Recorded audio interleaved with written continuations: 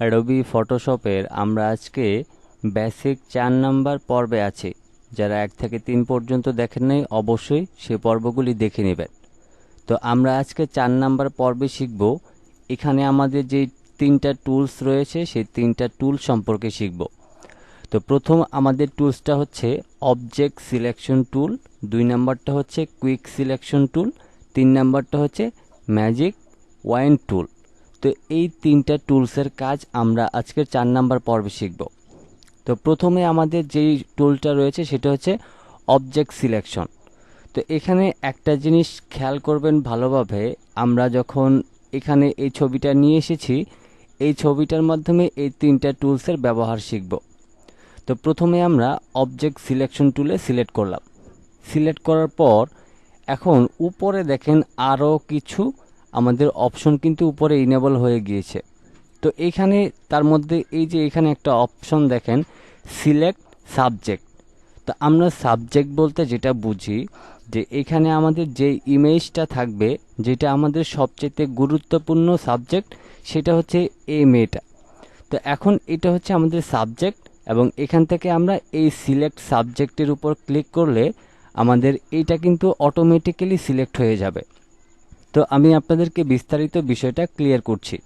যেমন এই টুলসটা দিয়ে আমরা যদি মাউসের লেফট বাটনটাকে ক্লিক করে এইভাবে করে আমরা এই ছবির অংশটুকুকে সিলেক্ট করি, তাইলেও আমাদের এই ছবিটা সিলেক্ট হবে। দেখেন সম্পূর্ণ অংশটা কিন্তু সহজে সিলেক্ট হয়ে গিয়েছে। কিন্তু এখানে আরও একটা অপশনের মাধ্যমে কিন্তু আমরা সম্পূর্ণ অবজেক্টটাকে সিলেক্ট করতে পারবো। তা আমি কিবোর্ড থেকে কন্ট্রোল ডি দিয়ে দিলাম। এবার এইখানে যে সিলেক্ট সাবজেক্ট নামের যে অপশনটা রয়েছে এখানে যদি আমরা একটা ক্লিক করি, তাহলে এখানে আমাদের একটু দেখেন লোড নিতেছে। তো এখানে লোড নেওয়ার পরেও কিন্তু আমাদের এই সম্পূর্ণ যে সাবজেক্টটা রয়েছে সেটাই কিন্তু সিলেক্ট হবে। তো এখানে আমরা যেটা বুঝলাম যে আমাদের এখানে যে টুলসটা রয়েছে এই টুলসের মাধ্যমে দুইভাবে করে আমরা এই ইমেজটাকে সিলেক্ট করতে পারবো। যেমন এখানে আমাদের টুলসের নাম হচ্ছে অবজেক্ট সিলেকশন টুল। তো এখানে যখন আমরা ক্লিক দিই তখন এখানে এই অপশনটা কিন্তু চলে আসে। এখানে লেখা হচ্ছে সিলেক্ট সাবজেক্ট। তো সিলেক্ট সাবজেক্ট বলতে হচ্ছে এই যে এখন যতটুকু অংশ সিলেক্ট হয়ে আছে এটা কিন্তু আমাদের একটা সাবজেক্ট। তো আমরা এই সাবজেক্টটাকে কিন্তু সিলেক্ট করে নিয়েছি। তার মানে আমরা আমাদের নির্দিষ্ট কোনো একটা সাবজেক্টকে সিলেক্ট করার জন্য খুবই দ্রুত আমরা এখান থেকে এই অবজেক্ট সিলেকশন টুলের মাধ্যমে করতে পারবো। দেন এখানে ক্লিক দেওয়ার পর এখানে যে এক্সট্রাভাবে সিলেক্ট সাবজেক্ট অপশনটা আসে সেইটার মাধ্যমেও কিন্তু আমরা এটাকে সিলেক্ট করতে পারবো। তো এইটা হচ্ছে আমাদের অবজেক্ট সিলেকশন টুলের কাজ। তো এবার হচ্ছে আমরা কন্ট্রোল ডি দিয়ে দিলাম। এখন এখান থেকে রাইট বাটন ক্লিক করে আমরা এখন শিখব কুইক সিলেকশন টুল।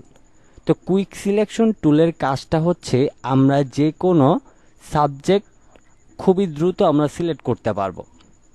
যেমন ধরেন আমরা যদি এই ছবিটাকে জুম করে মাউসের লেফট বাটনটাকে ক্লিক করে এভাবে করে মাউসটাকে ড্র্যাগ করি, এটা কিন্তু খুবই দ্রুত সিলেক্ট হয়। তবে এখানে আমাদের এই অবজেক্ট সিলেকশনটা কিন্তু এক ক্লিকের মাধ্যমে সিলেক্ট হয়ে যায়, বাট আপনি কুইক সিলেকশন টুলের মাধ্যমে কিন্তু সেম কাজটাই করে নিতে পারবেন। তো আমি এখান থেকে মাউসের লেফট বাটনটা ক্লিক করে করে জাস্ট এখানে যতটুকু অংশ আছে ততটুকু অংশ আমি আমার প্রয়োজন অনুযায়ী সিলেক্ট করে নিতে পারবো। তো এখান থেকে আমি এতটুকুকে সিলেক্ট করে নিচ্ছি, আমার যতটুকু অংশ সিলেক্ট করার প্রয়োজন। দেখেন সম্পূর্ণ অংশটা কিন্তু আমি সহজেই সিলেক্ট করে নিয়েছি। তো এটা হচ্ছে কুইক সিলেকশন টুল। কুইক মানে হচ্ছে খুবই তাড়াতাড়ি আমরা সিলেক্টার যে বিষয়টা বুঝি সেটাই হচ্ছে এটা। তো এখন আপনি এটা দিয়ে এবং এটা দিয়ে দুইটার কাজ কিন্তু একই। তবে এখানে একটা বিষয় আছে, এই যে অবজেক্ট সিলেকশন টুল আছে এটা ঠিক তখনই আপনার পারফেক্টলি কাজ করবে যখন আপনার ইমেজটা 100% এইচডি কোয়ালিটিতে হবে। তখন আপনার একদম অটোমেটিক্যালি পারফেক্টভাবে কিন্তু সিলেক্ট হয়ে যাবে। এখন যদি আপনার পিছনের ব্যাকগ্রাউন্ডটা অত বেশি ভালো না বা ইমেজের কোয়ালিটিও অত বেশি ভালো না, তখন আপনাকে যেটা করতে হবে কুইক সিলেকশন টুলের মাধ্যমে আপনি নির্দিষ্ট কিছু কিছু অংশ সিলেক্ট করে তখন আপনি এটাকে সিলেক্ট করে নিতে পারবেন। তো এই হচ্ছে আমাদের বিষয়। এখন এখানে আরও বেশ কিছু কাজের বিষয় আছে, যেমন আমি একটু জুম করে আপনাদেরকে দেখাই। তো এখানে দেখেন এই যে হালকা একটু চুলের অংশটা কিন্তু এখানে দেখা যায়। এখন আমি যদি এখানে ক্লিক করি, দেখেন এটা কিন্তু সমাধান হয়ে গেল। তবে এখানে আরও বেশ কিছু বিষয় আছে, যদি আমাদের মাইনাস করার প্রয়োজন পড়ে, যেমন এই অংশগুলি আপনি যদি একটু জুম করে করে দেখেন, তাইলে কিন্তু আপনি সহজে বিষয়গুলি ক্লিয়ার করতে পারবেন। তো আমি একটু জুম আউট করে নিচ্ছি। জুম আউট করার পর এখন দেখেন এই যে সাদা অংশটা আছে, এই অংশটা কিন্তু আমাদের মাইনাস করতে হবে। এখন আমাদের যে মাউস পয়েন্টারটা আছে এটা কিন্তু প্লাস হিসেবে আছে। এখন এটাকে মাইনাস করার জন্য আমরা একটা কাজ করতে পারি, সেটা হচ্ছে যে আমরা এখানে হচ্ছে অল্টার ধরতে পারি। যদি আমরা এই মাউস পয়েন্টারটাকে অল্টার ধরি, দেখেন এইখানে একটা জিনিস পরিবর্তন হয়। এই যে এখানে কিন্তু প্লাসে কাজ করতেছে, আমি যখন অল্টার ধরি দেখেন এটা কিন্তু সরাসরি পরিবর্তন হয়ে যায়। দেখেন আমি অল্টার ধরলেই কিন্তু এটা পরিবর্তন হয়ে যায়। তো আপনি অল্টার ধরেন অথবা এখানে ক্লিক দিয়ে করেন, সমস্যা নেই। আপনি এখানে ক্লিক দিলে এটা একবারে সেট হয়ে যাবে। তারপর আপনি জাস্ট এটাকে সুন্দর করে এইভাবে সিলেক্ট করে নিতে পারবেন। আবার যদি মনে করেন যে না, এই অংশটা যেভাবে ছিল সেভাবেই থাকুক, আমি এটাকে প্লাস করব, সেক্ষেত্রে আপনি এটাতে সিলেক্ট করে জাস্ট এখানে আপনি ক্লিক দিয়ে দিলে আগের পজিশনে ফিরে চলে আসবে। তো এই প্রত্যেকটা বিষয়ে আপনাদেরকে ভালোভাবে বুঝে শুনে তারপর কাজ করতে হবে। এরপর দেখেন এখানে হালকা একটু ব্যাগের অংশ দেখা যাচ্ছে, এজন্য আমি প্লাস করব। দেখেন এখানে এটা কিন্তু বাদ চলে গিয়েছে। এখন এই অংশটাকে নিতে যদি হয় তাহলে আমাদের প্লাস করতে হবে, আর যদি কোনো একটা অংশকে মাইনাস করতে চাই তাহলে তো মাইনাস, সেটা বুঝতে পারতেছেন। তো এখন এই অংশটাকে আমরা প্লাস করব, এই জন্য আমরা এটাকে সিলেক্ট করে নিয়ে মাউসের লেফট বাটনটা ক্লিক করে আমাদের যতটুকু প্লাস করার প্রয়োজন ততটুকু আমরা এখান থেকে প্লাস করে নিতে পারবো। ওকে, এবার হচ্ছে এই বিষয়টা আমরা বুঝলাম। এবার হচ্ছে কন্ট্রোল ডি দিয়ে দিলাম। এখন এদিকে হচ্ছে ম্যাজিক ওয়াইন টুল নামের একটা অপশন আছে, যেটা বিশেষ করে আপনার সলিড কালারের উপর বেশি কাজ করে। যেমন দেখেন এই যে মেয়েটার ছবিটা আছে, আমি এখানে এক্সাম্পল হিসেবে একটা বিষয় আপনাদেরকে দেখাই দিই। আমি অবজেক্ট সিলেকশনের মাধ্যমে আমি এই ইমেজটাকে সম্পূর্ণটাকে আগে সিলেক্ট করে নিচ্ছি, তাইলে আপনাদেরকে বিষয়টা ক্লিয়ার করতে পারবো। তো এখানে হচ্ছে আমার ছবিটা কিন্তু এখন সিলেক্ট হয়ে গিয়েছে। এখন আমি যেটা করব, আমি হচ্ছে সিলেক্ট অপশনে যাব, আমি এখান থেকে ইনভার্স করে দিব। ইনভার্স করে দেওয়ার পর আমি ধরেন এখান থেকে এই সম্পূর্ণ ব্যাকগ্রাউন্ডটাকে হোয়াইট কালার করে দিব। এটার জন্য আমি কন্ট্রোল ব্যাক স্পেস প্রেস করলাম। দেখেন আমাদের সম্পূর্ণ পিছনের অংশটা কিন্তু হোয়াইট কালার হয়ে গেল। এবার এখন আমরা হচ্ছে এই ম্যাজিক ওয়াইন টুলের বিষয়টা আসব। ম্যাজিক ওয়াইন টুলের বিষয়টা ঠিক একইভাবে কাজ করে। সেটা হচ্ছে যে আপনার ব্যাকগ্রাউন্ড কালারে যখন কোনো সলিড কালার থাকবে, সলিড কালার বলতে হচ্ছে যেমন যেই কোনো নির্দিষ্ট কালারের একটা কালার থাকে। যেমন এই ছবিটার মধ্যে আমি একটু কন্ট্রোল জেড দিয়ে আপনাদেরকে বোঝাচ্ছি বিষয়টা, তাহলে বুঝতে পারবেন।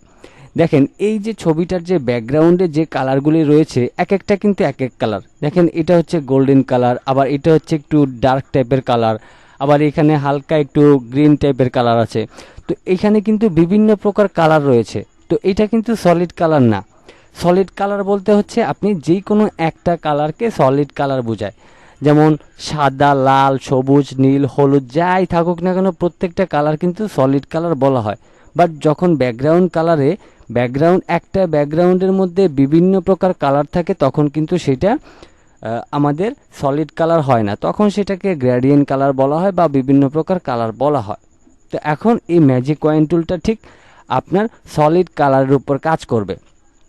এখন আমরা এখানে এই যে ব্যাকগ্রাউন্ডে যে হোয়াইট কালারটা ব্যবহার করেছি, এখন আমরা যদি চাই এখানে অন্য কোনো কালার ব্যবহার করতে, সেক্ষেত্রে আমরা দ্রুত সময়ের মধ্যে এই কাজটা করার জন্য এই ম্যাজিক ওয়াইন টুলটার মাধ্যমে জাস্ট এখানে একটা ক্লিক দিব। দেখেন এক ক্লিকে আমাদের সম্পূর্ণ সাদা অংশটা কিন্তু সিলেক্ট হয়ে গিয়েছে। এবার যদি আপনি এই অংশটাতে সাদা কালারের জায়গায় অন্য কোনো কালার দিতে চান, সেক্ষেত্রে আপনি এখানে ক্লিক করবেন। এরপর আপনার নির্দিষ্ট কালারটা আপনি এখান থেকে সিলেক্ট করে কিবোর্ড থেকে কন্ট্রোল ব্যাক স্পেস প্রেস করবেন, দেন আপনার কাজ হয়ে গিয়েছে। তো ম্যাজিক ওয়াইন টুলের কাজটা ঠিক এই রকম। এখন এখান থেকে আমরা যে বিষয়টা বুঝলাম যে এই তিনটা টুলসের কাজ প্রায় সিমিলার টাইপের, তবে এক একটার এক এক উপকারিতা আছে এবং অপকারিতা রয়েছে।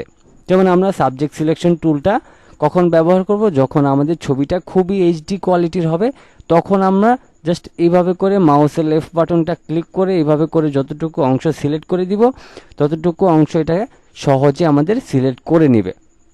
এখন কোনো অংশ যদি আমাদের ইমেজ যদি একটু খারাপ থাকে বা রেজুলেশন যদি খারাপ থাকে, তখন আমরা যেটা করব, কুইক সিলেকশন টুলের মাধ্যমে আমরা নির্দিষ্ট কিছু অংশ আমাদের ইচ্ছা মতো সিলেক্ট করতে পারবো এবং মাইনাস করতে পারবো।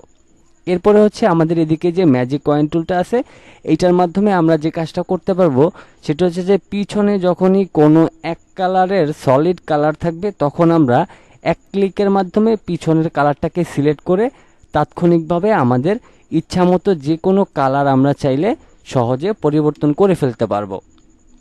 তো আশা করছি আজকের এই 3টা টুল সম্পর্কে সম্পূর্ণ বিষয়টা ক্লিয়ার করতে পেরেছি। আজকের মতো এই পর্যন্তই ছিল।